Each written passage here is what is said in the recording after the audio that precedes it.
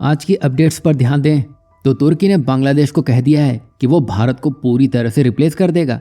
तो यहाँ भारत भी कम नहीं है, उसने भी बांग्लादेश से अपना 10,000 एकड़ एरिया वापस लेने की बात कह दी है। साथ ही चीन को भी बड़ा जवाब देते हुए भारत अब वियतनाम में प्रवेश कर चुका है, जहां वो वियतनाम की सबमरीन्स की मरम्मत का ठेका उठाने वाला है। आज की इन 3 अपडेट्स की बात करें तो पहली अपडेट्स में बांग्लादेश तुर्की से गहरी होती दोस्ती को लेकर भारत को लेकर अनाप शनाप फैसले लेने में लगा हुआ है, जिसमें तुर्की ने इस स्थिति का फायदा उठाने की भी कोशिश की है।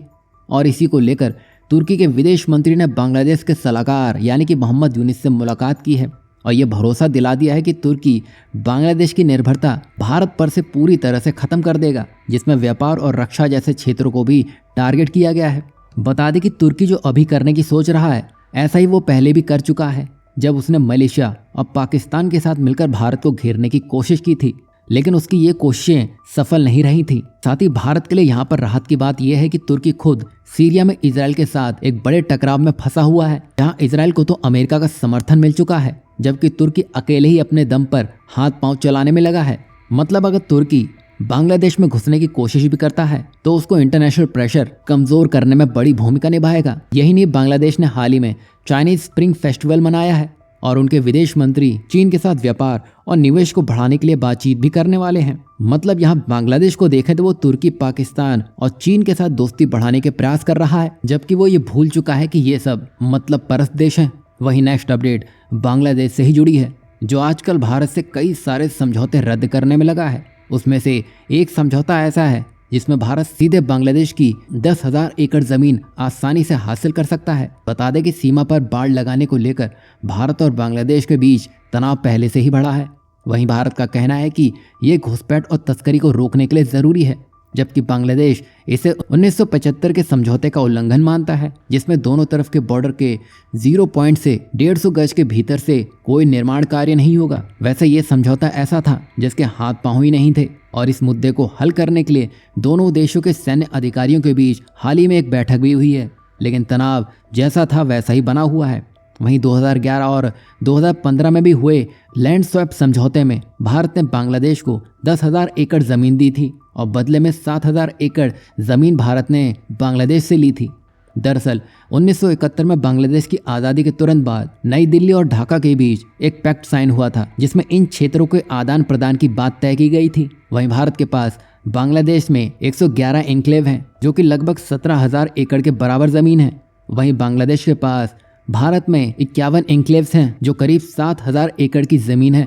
क्योंकि भारत के पास बांग्लादेश में ज़्यादा ज़मीन है, जिससे इस एक्सचेंज के बाद भारत को लगभग 10,000 एकड़ की ज़मीन का नुकसान हुआ।